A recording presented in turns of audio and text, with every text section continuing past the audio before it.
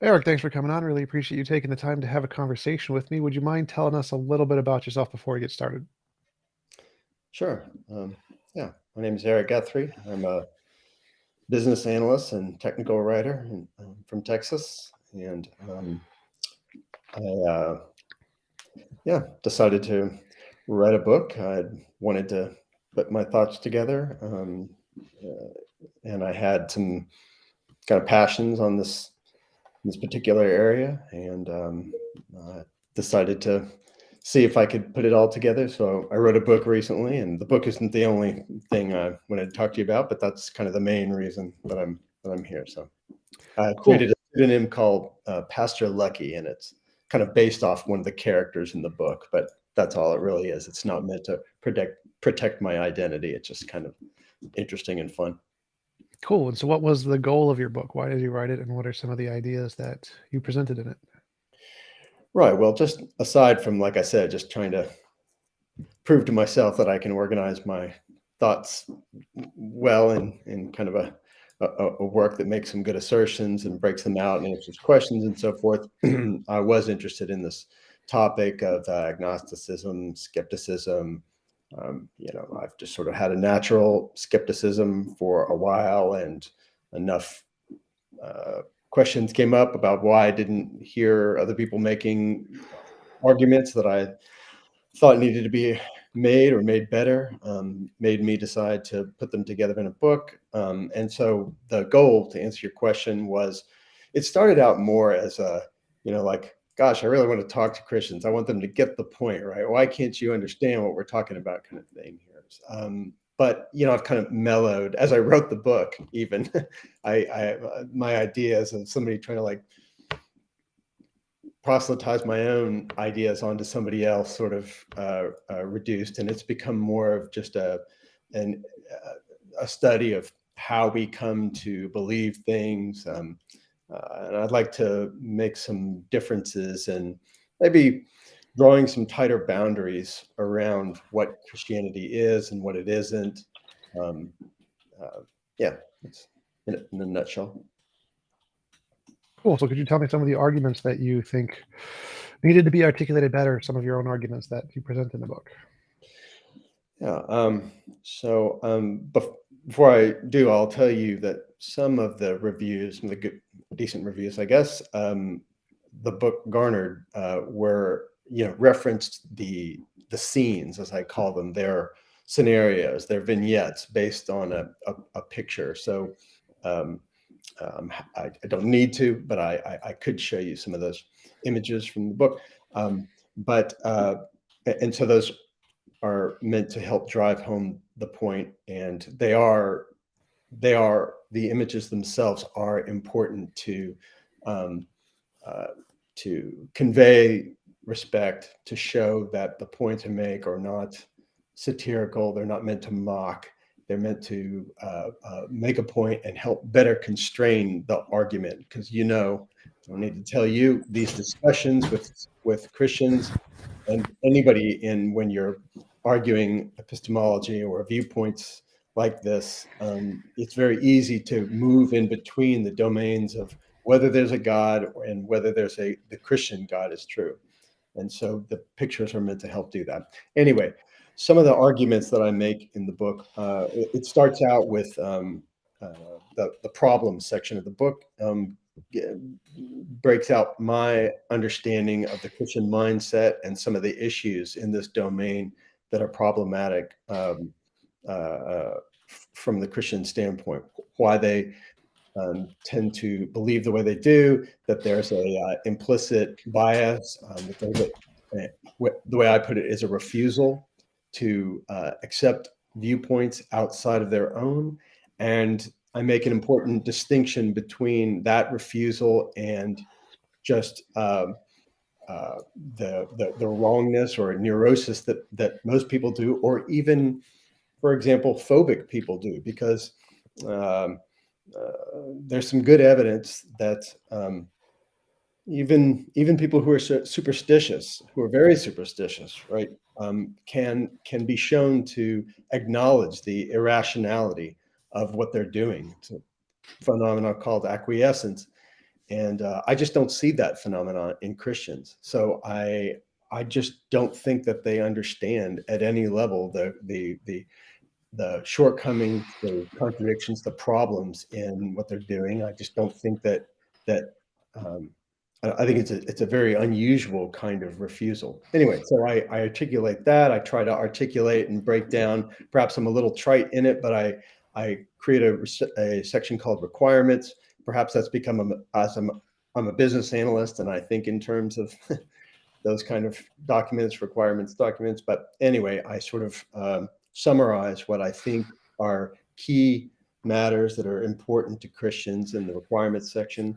And then I go on to lay out the strategy. So I basically give debate hints, techniques, strategies, and all these things that I do to help or do my best to help a Christian, or rather a skeptic, debate a Christian, are all couched in matters of respect. My book is replete with reminders that that's not just important to me. I don't. It's not just. It's not just a.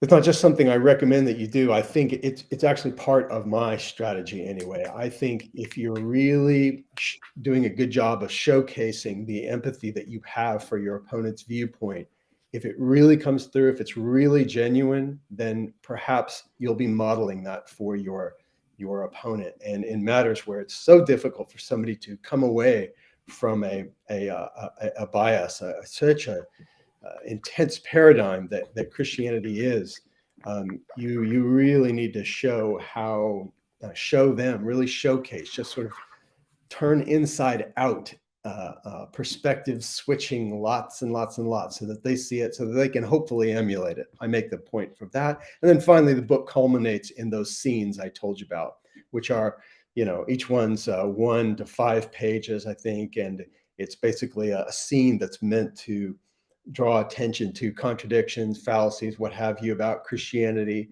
ask some follow-up questions, which are really meant to drive home those points. And the picture sometimes helps with that. Hope that wasn't too long-winded. Can you give us an example, something concrete to think about? Like, what is a particular argument or something you think that you could help expand upon? Sure.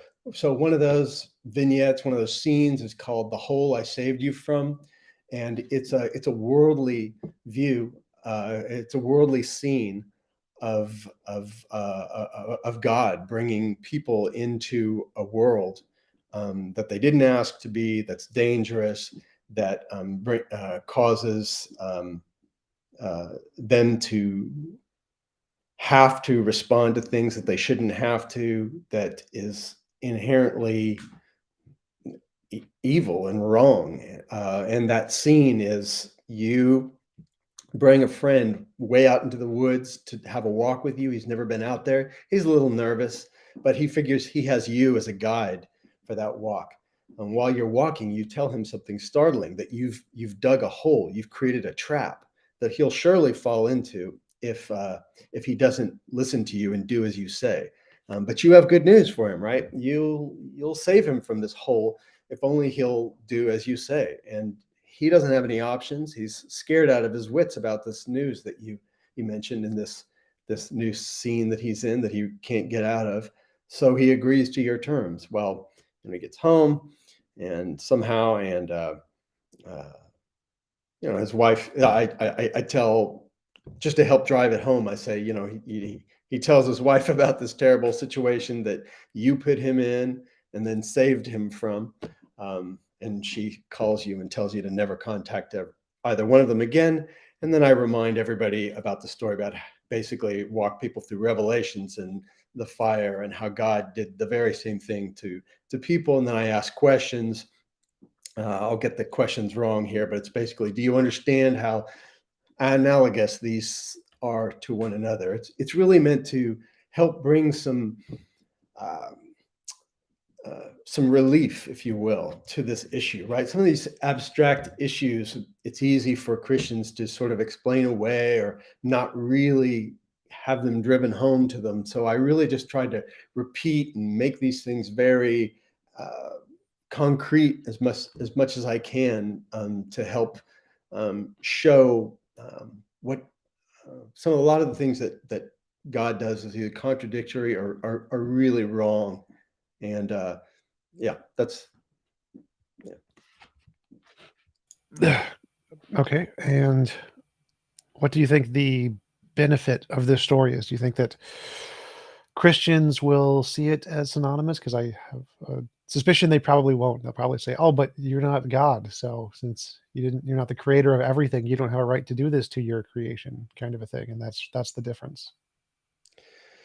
Yeah, that's a good point. I Let me just briefly step back before I answer that and tell you that I wanted to get this book done, so I decided to uh, kind of do the bare essentials to make it a book that I could be proud of. And what I mean by that is this is not a peer-reviewed book. The research is there, but it's limited, and so. Uh, so with that, I can tell you, I at least wanted to make it to do some research, to have some kind of like mini field study on which I could base some of these assertions or even sharpen them. And so I interviewed 10 Christians on video for a few hours each as part of the research for this book. And to get back to your point, yeah, when I talked to them, they I it was very interesting to watch them slip out from under the what to me were obvious conclusions, obvious connection between the two. Um, they seem to want to explain it away, and yes, you're right. Seems primarily based on the fact that, well, God isn't a person, so he's not subject to those rules that he's placing on us.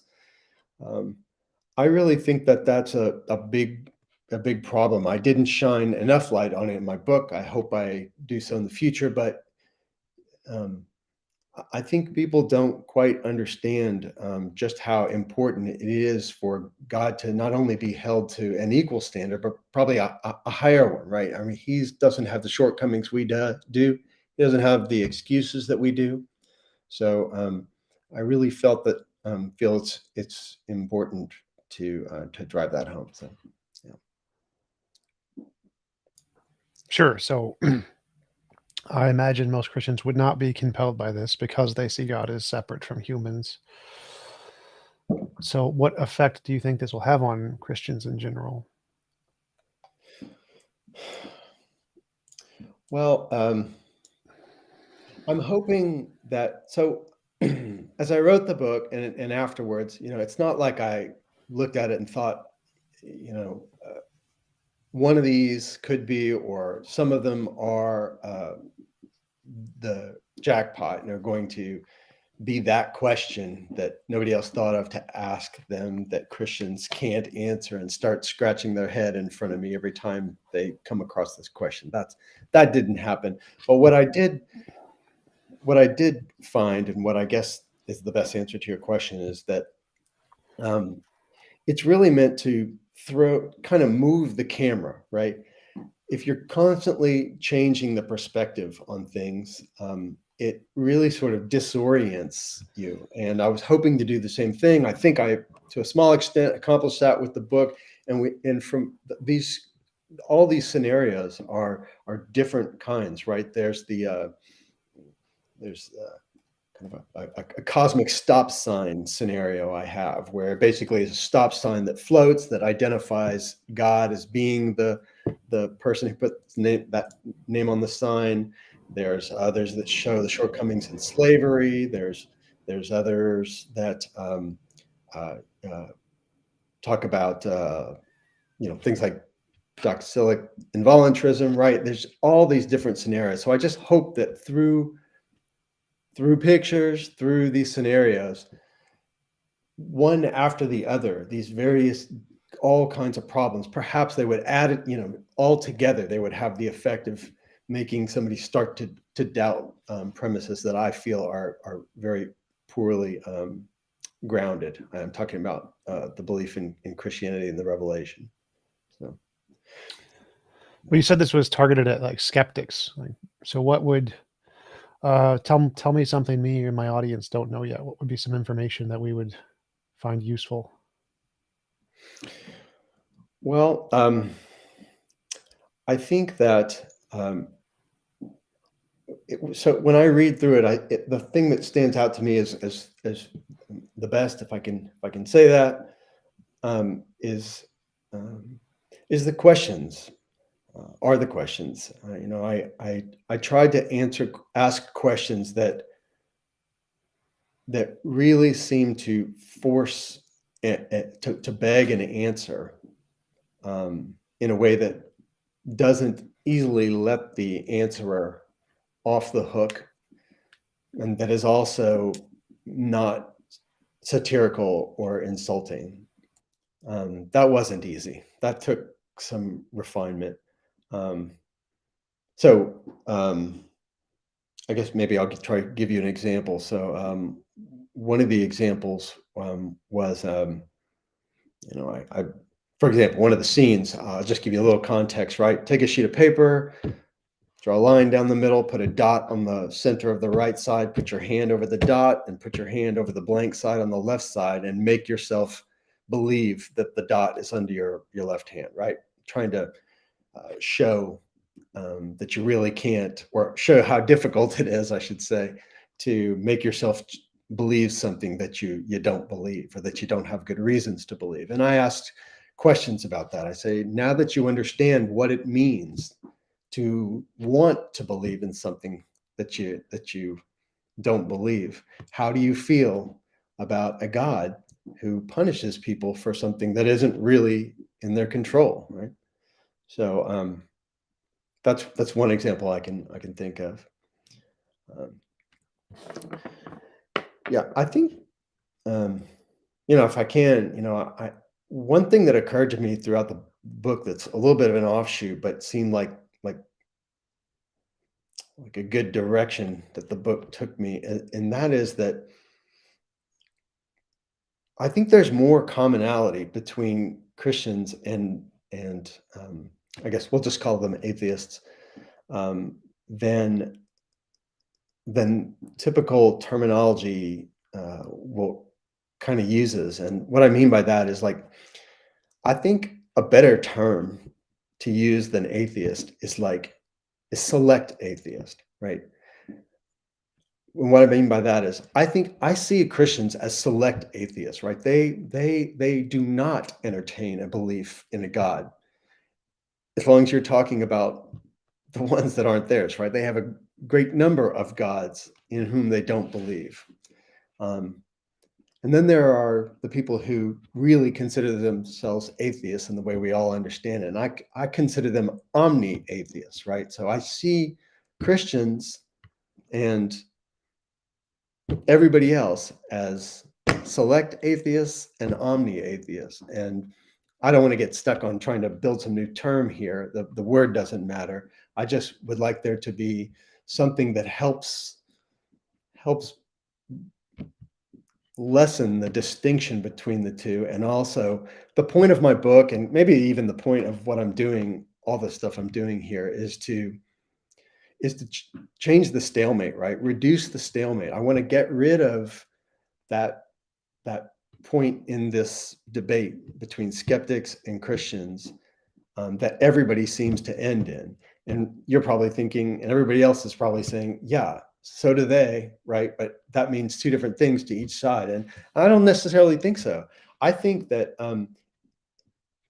drawing tighter boundaries, more meaningful distinctions about what Christianity is really the goal here now. And I think there's really some progress to be made that would end the stalemate. What I mean by that is, um, I kind of have this initiative I'm starting. I'm not sure if it's going to go anywhere, right? But it's the Faith Orb initiative, right? I'd like to have a study that kind of commoditizes prayer and makes it uh, a very simple, broken down, trivial thing that people can pray for. Very same thing that everybody can pray for, and so that we can watch the effect of everybody's exact same prayer, and it's not meant to show that prayer doesn't work, but it's meant to put a finer point on what the Bible means when it says that ask and you shall receive, right? I mean, there are a number of phrases in the Bible that tell you that, or that strongly indicate, especially if you read them one after the other, that indicate that you can, if you believe, if you're not doing it to entertain your passions, if you truly believe it's going to happen, that you should be able to get what you ask for. And I don't think that happens. Now, if what ends up happening is what I think happens, it doesn't invalidate Christianity outright, but it does help to draw a tighter boundary around what Christianity is. And perhaps even Christians could respect an effort that isn't meant to and doesn't invalidate their religion. It doesn't throw out the value of prayer necessarily, but it does give you a more meaningful, a better, a more accurate meaning about what you can expect the phrases in the Bible to mean. I don't quite follow what was, what the goal of that is, because like we've done prayer studies. We have lots of scientific peer-reviewed prayer studies on Christians have done. Templeton Foundation has done them to try to show the effectiveness of prayer, and they don't work. No higher result than chance. You mean about the sickness, cure me, bring me this money, what have you? Yeah, lots of different kinds of prayer studies. Right. So the main difference, to answer your question, is to pull the stakes out of it. The project that I would start would be something so trivial, so that you're not you can't be entertaining your passions. You can't be trying to enrich yourself by the product of a prayer being granted. I'm not sure how much difference that makes, but I thought it would be meaningful. If you're asking for something, make that spot on the wall that's a light gray to be darker gray, right? Your life isn't going to change. You're not going to be better for it. Nobody's going to think any differently from you. Nobody even needs to be in the room when you do it. So it's not something you're testing God with. It was something meant to address some of those other kind of invalidators I've found in the Bible that tell you, well, prayer works, but only if you do it in this way. Well, there's one example in the Bible where God says, if you put a sheet of paper in water and pray, he'll turn it on fire. That was a pretty interesting one to choose. But Right. when you say that your goal is to get people over the stalemate, what exactly do you see the stalemate to be, and how exactly do you think you can make progress on that? The stalemate, I think, is partially based in the approach.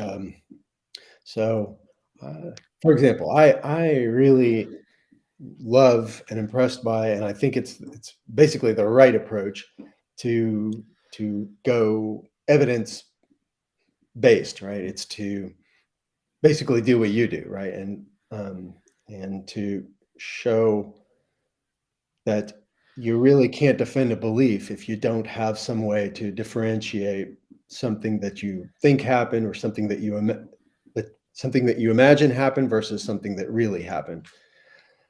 So I get that, but I think if there was really a God, and by God I mean the Christian God, of course, in the context of this talk, that could he exhibit divinity? Could he do miracles? Could he resolve contradictions, even some paradoxes? Sure, he could. He's God, right? I mean, think about the world from a advanced game designer's perspective, right? So I'm not sure that that's the best approach to take. I think a better approach is thinking about what God would do and God wouldn't do, right? Some arguments I've heard you make, and that I think I at least took a shot at making in my book, were more about how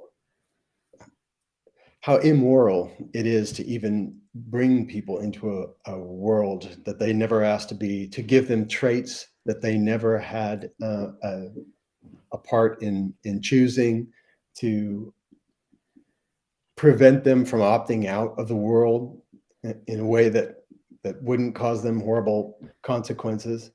I think these are the more important matters, and in a way, some people think that's the shallow end of the pool, right? You really need to get into more technical matters and deeper philosophy. I don't think so. I think it's even counterproductive. I think really kind of circling those same issues that I've heard you make in about the immorality of forcing people to be here is really the way to do it. So to answer your question, I think the stalemate is is a purely logical and logic-based way of getting people to understand what you're trying to change their mind about. And to overcome that, you want to use more emotional, intuitional pump things. Yeah, I want to have people. I really want people to understand better how God is behaving, and how him being God doesn't let him off the hook for doing that. I think there's all kinds of ways you can do that. That's kind of what my book was meant to do, is get people to be thinking about the that terms like good and benevolence and love, things that are kind of in and around the boundaries of morality, right? These terms mean things to people, right? The meaning is entirely tied to the perceiver, people, right? The rocks and gas and electromagnetic fields, things that exist independent of and obviously far prior to the existence of people, don't have any sense of goodness or benevolence, empathy, concern about one's well-being. These things only matter to people. God spoke to people, and he used language, specifically terms like love and benevolence and empathy. And you can't use terms like that and then say that they don't really mean anything to me, right? If he's going to use the terminology and say, I love you, people, then it has to mean the same thing we mean with love. If it means something else, if God's asserted love doesn't mean love as we understand it, then it isn't love. I'm not saying it's not something, but it isn't love. And I think that's an important message that I have not yet well articulated, but it's where I'd like to go with this. Did that answer your question? I'm not sure, but I would think that like most Christians would say, yes, God's love is not like our love; it's something greater. So it couldn't be like ours, and ours is some less advanced, less developed version of what God's love truly is, or something. And so His ways are higher than our ways, or something. So even if we granted that premise that God's love isn't like our love, I imagine that would only be supporting of what the Christians believe, which is that it's something greater. I hear you.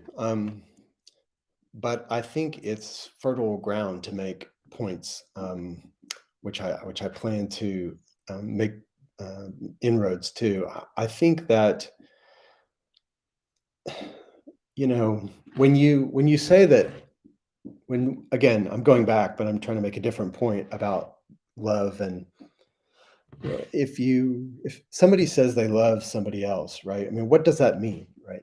It means that, and for the purposes of this discussion, I mean it kind of in the way that God seemed to mean it in the Bible, right? If he's making the case, I love you. Look, I'm here. I've got some hard things for you to swallow, but remember, I love you, right? He's not saying I love you because I think you're cool or I think you're good looking or I'm super attracted to you. It's love in the sense that I get you, right? I care about you. I know who you are.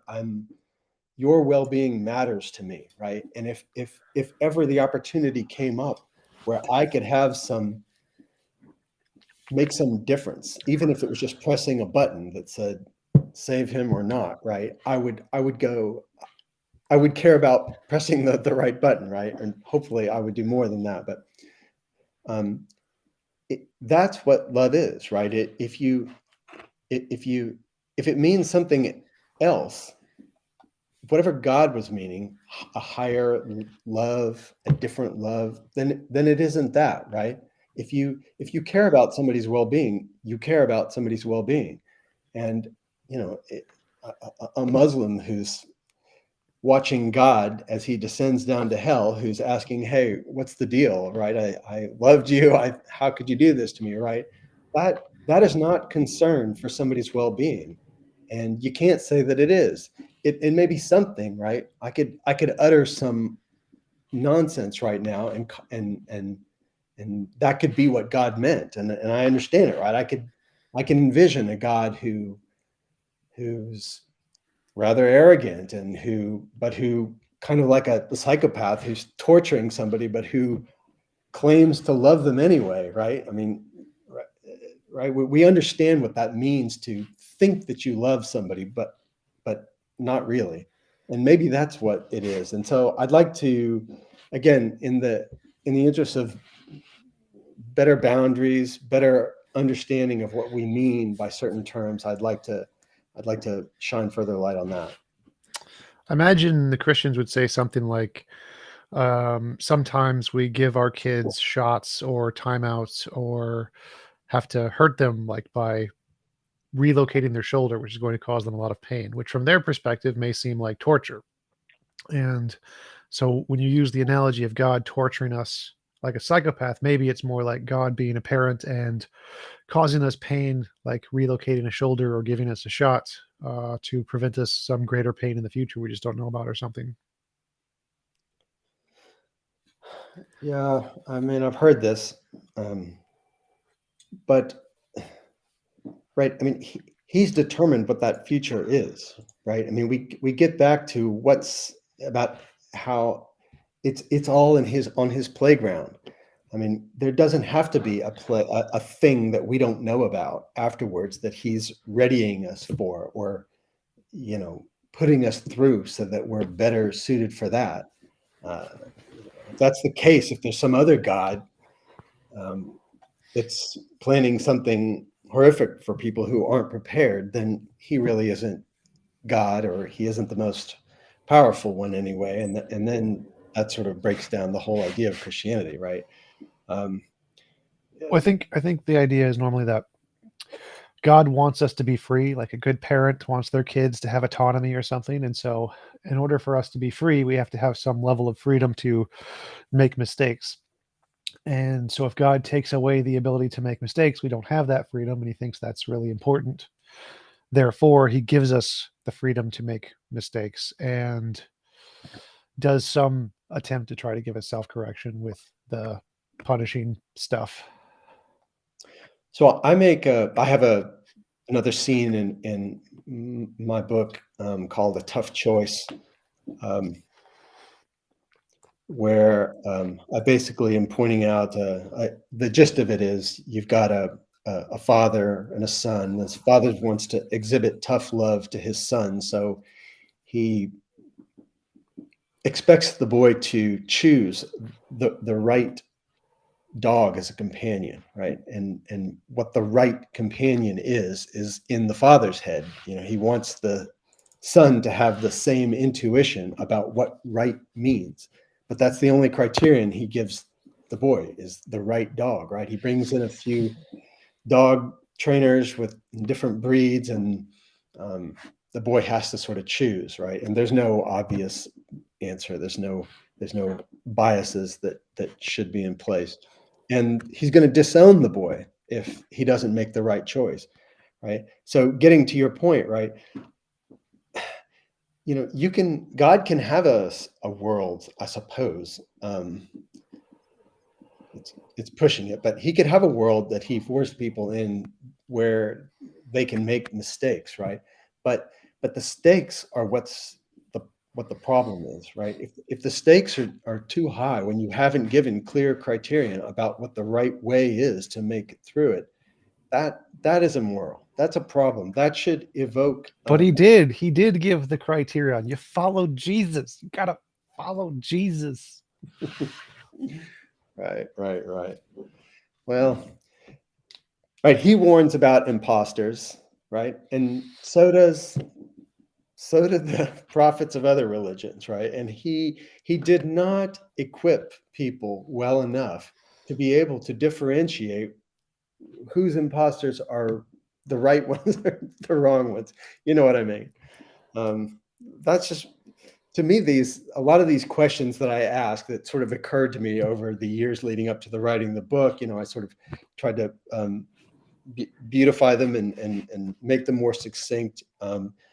It doesn't take very long for me to think that we're at the end of the discussion, right? Like we don't need how many scenes I have in this book. I think 20, right? You don't really need 20, right? One sort of does the trick.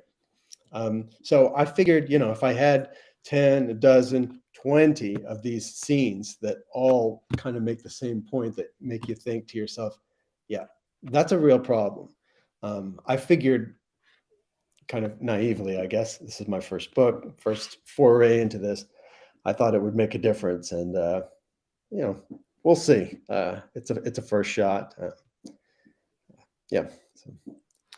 My perspective was that the stalemate is normally about a fulfilling life. So Christians have their ideology because it makes them feel fulfilled. It has nothing to do with the logical arguments. Nobody really cares about the arguments or the evidence or the stories or the analogies or how many babies God drowns in the Bible. Like, nobody really cares. It's really about what makes them feel good in their life. And to break this stalemate, what we need is an alternative ideology, humanism, secularism, whatever, that people can find equally or more meaningful lives in living. And once we have that, and we have a community of people who have that, we can provide the same level of friendship and family and relationships that Christianity provides.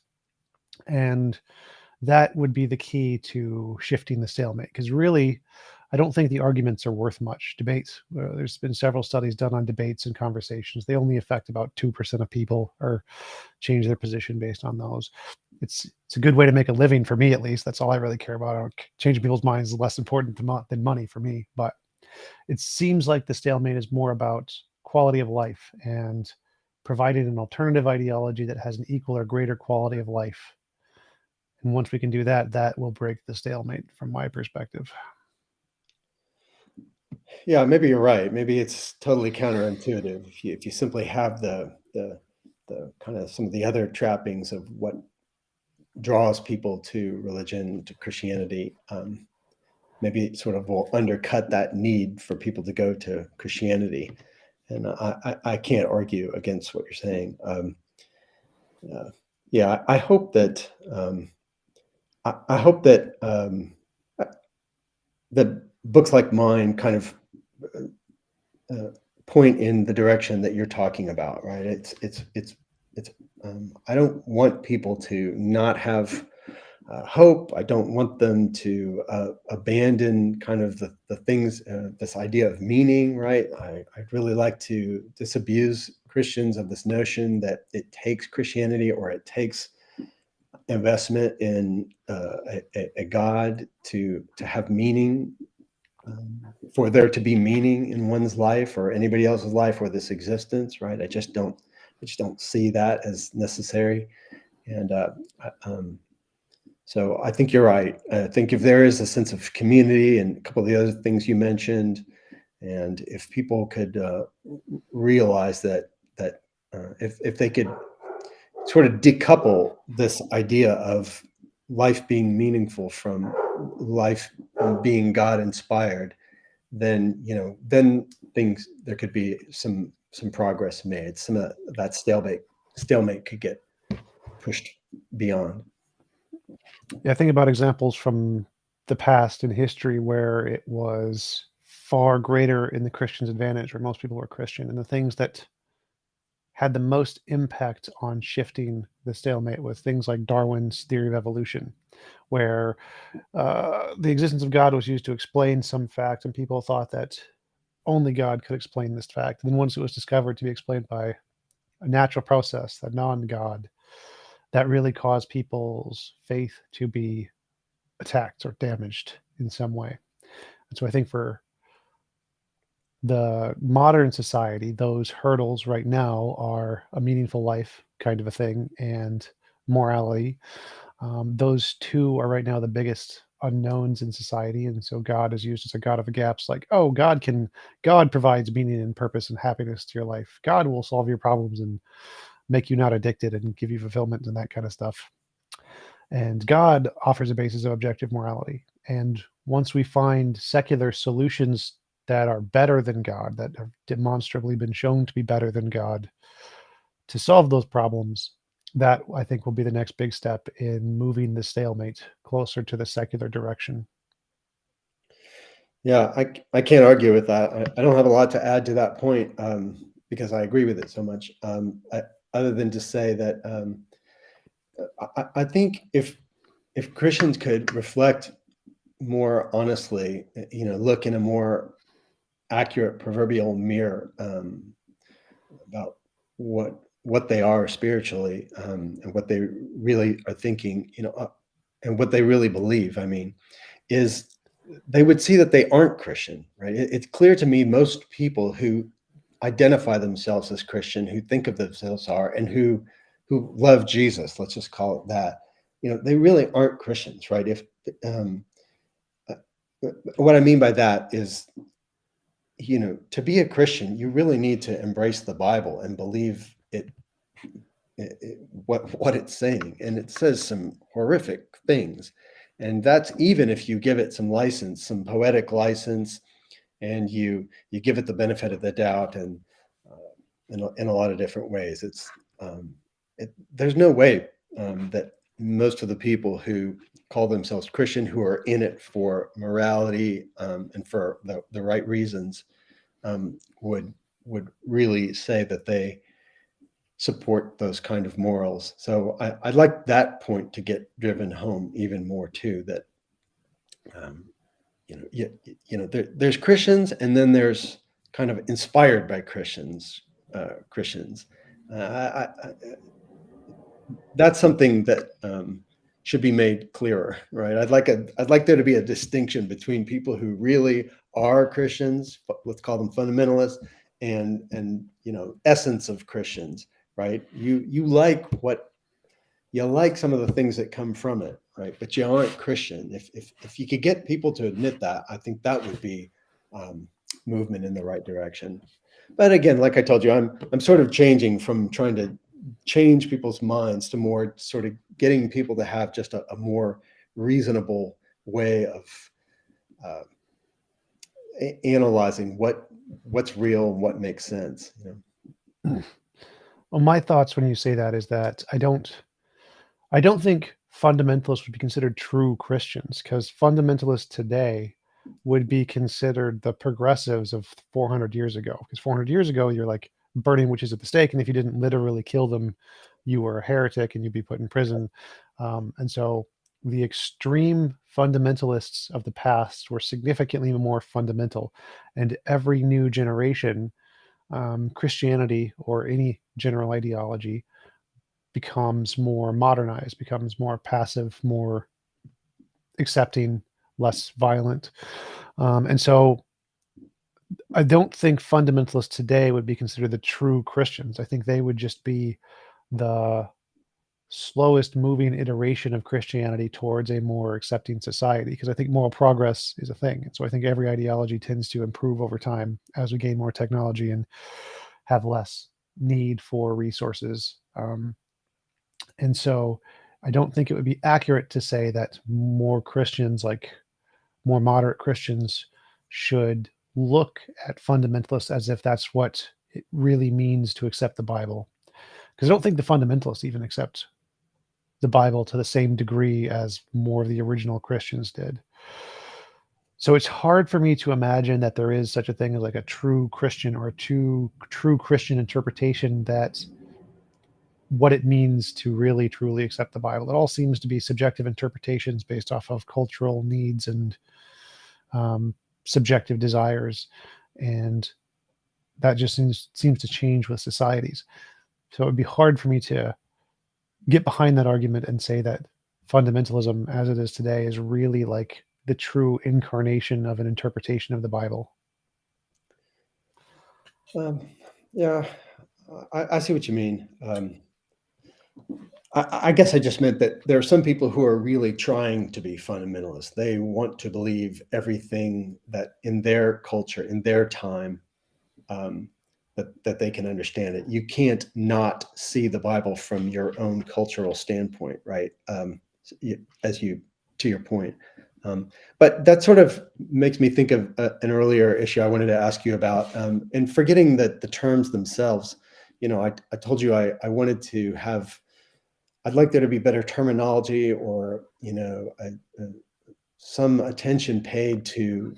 I use those terms, right? Omni-atheist and select atheist, right? Like, what do you think about trying to have some kind of better, I don't know, conversational way to, lessen that distinction between Christians and non-believers, right? Something that says you're an atheist too, right?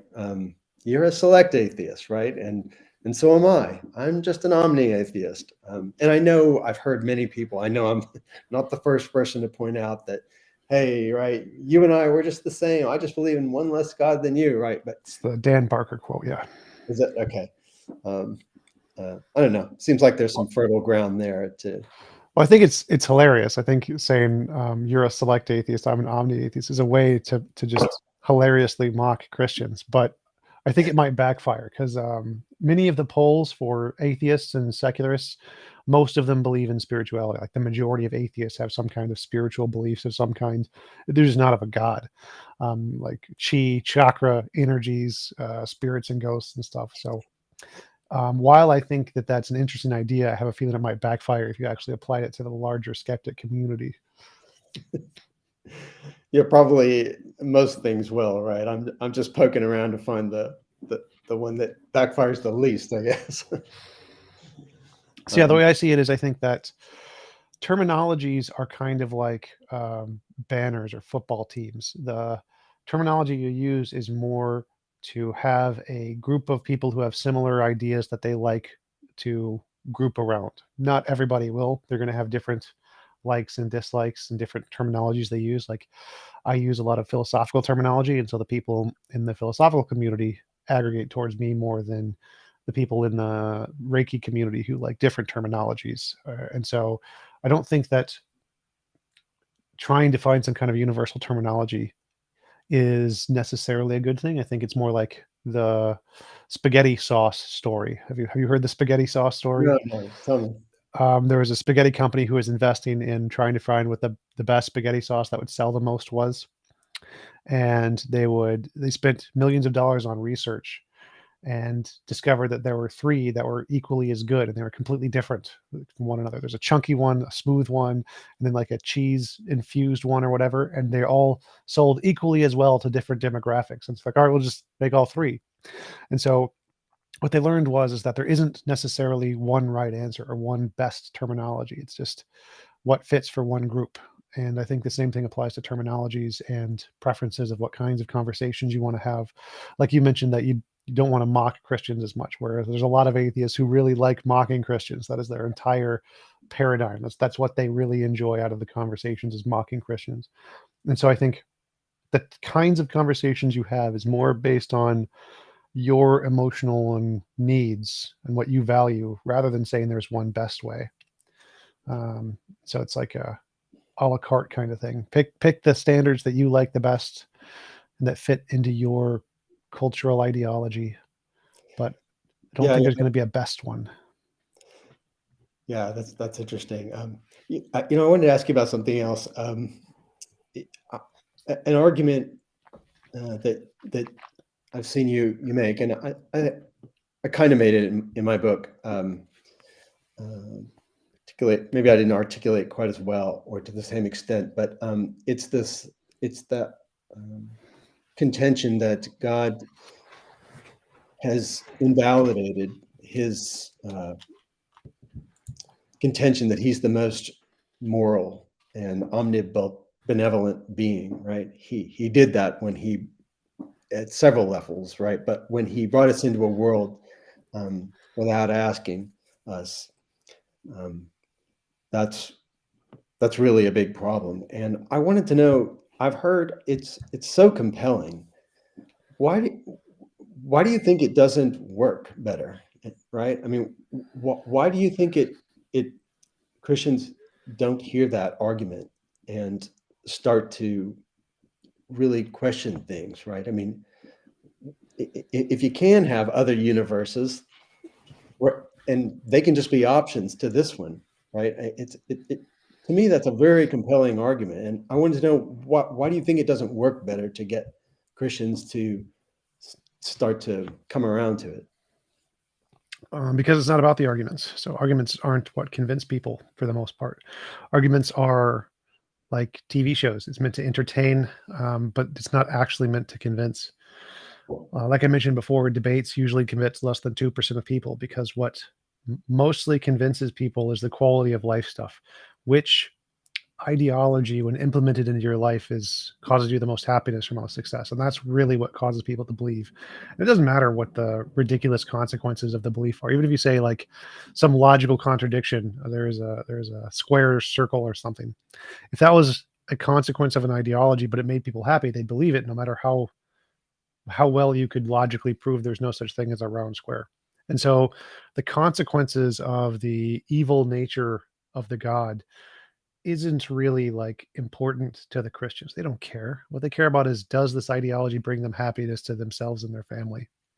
And so if you really wanted to change their minds, what you'd have to do is show a better, happier way of life and have them experience it. Because that's what convinces people, not the facts. The facts are not as important.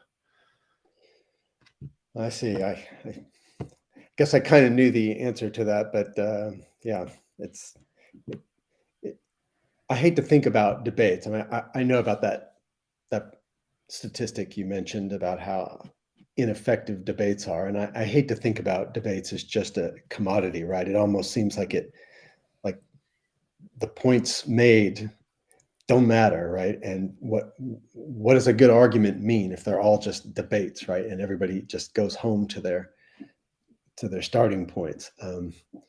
Yeah, it's a little demoralizing to me. It's I guess there's part of me, an idealistic part of me, that really wants to get past that. And right, I mean, education has changed the way people are in a lot of different ways. I guess there are a lot of ways we keep not changing, right? And I guess I hope that this was part of the domain of education, and that people need to understand some of the shortcomings of Christianity. And um, but yeah, I guess you're right. It's about bigger life, quality of life issues.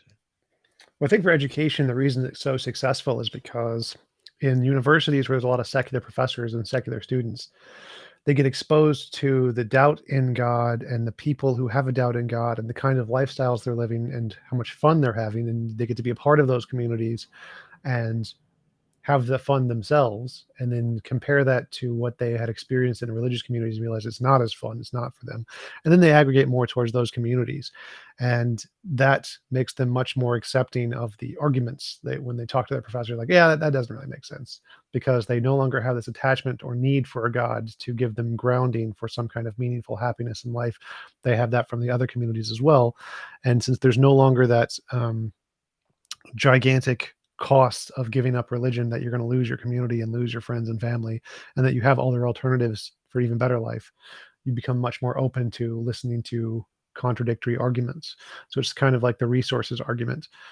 Once you are no longer starved for food, then you don't have to worry about going back to whatever your one source of food is and accepting whatever they say. You now can pick and choose whichever ones you think work the best. And so arguments are more like a secondary causation after you have your emotional needs fulfilled in life. Or if you just have literally nothing fulfilling your emotional needs and arguments are the only thing you have left. That's kind of like how I started as major depression. There was nothing fulfilling my life. Arguments and logic were like my um, safe space, I guess. And so from then I just focused on those as my cultural, emotional need fulfilling zone. And so, but most people don't. Most people have happiness in some form, and that's way more important to them than the logic and the arguments. Yeah, I guess. And I guess, I mean, it's a slightly different matter, but I guess I've heard that even, um, I'm sure they're secular, even research scientists are found to more or less come at the research they're doing from a confirmation standpoint, right? They have an opinion and they want to find things that map to that. Now, scientists, we both know, are the very best at doing that the least, right? They're trying to implement methods like scientific methodology and peer review process and other things that kind of limit that effect. But Sort of. Sort of. So scientists are actually really bad at this. There's this thing called I forget what it is. It's not, is it the Dunning-Kruger? There's one fallacy where it says the smarter you are, the better able you are to make information fit your ideology. I forget what it's called though. And so scientists do the same thing, but the reason the scientific method works is that the goal of scientists is to convince the people who don't agree with you. And so you have to write it in such a way that the people who have their own biases, because everybody has their own bias, and the bias of all the scientists is they want to prove your bias wrong. They hate you. So they want to destroy your ideas because they want theirs to be right and yours to be wrong, which means the only way for a scientific idea to progress is to be so good that they can't do that. And so if there's a known way that they can do that, like a bias, appeal to authority, whatever, you can't use that in your argument or else it's going to be destroyed immediately. And so scientists have to omit or find in their paper ways to omit their biases, even if their personal bias is already there. So scientists always have their bias that they want their ideology to be right. But in a paper, you can't include that because all the other scientists who have their own biases that they want yours to be wrong have to accept your paper. And so science has learned through the process of elimination how to get rid of as many of those biases from the paper as possible. I see. Okay. So, well, a little more, even shrewder than I was proposing, but yeah. So, Were there any other, because you mentioned you wanted to talk about a few other things. Was there anything else you wanted to talk about? oh no, I mean we covered it. It's there's I put the book out and I'm reasonably proud of it as a first effort, but it basically checked the boxes of some of the main goals I had of the book. And I've got some kind of offshoot initiatives, but we covered it, and this has been a really engaging talk. I really enjoyed it. So. Thanks. Yeah, appreciate you coming on. Congratulations on publishing a book. It's a really big accomplishment. Definitely should work on more. I would do it for money because that's what I care about more than anything else. But yeah, thanks again. I really appreciate it. We have been going for about an hour. Do you want to give any links or references where people can find out about your book and more about your work? Yeah, thanks. So Pastor Lucky is kind of it's my pseudonym. It's like I said, it's a character from one of the vignettes in the book. So it kind of makes sense after you read it. But the website anyway is Pastor Lucky, PASTOR Lucky.com. And on that main page, there are links to buy the book on Amazon. So. Cool. Thanks again. Really appreciate it. And I hope you have a wonderful rest of your day.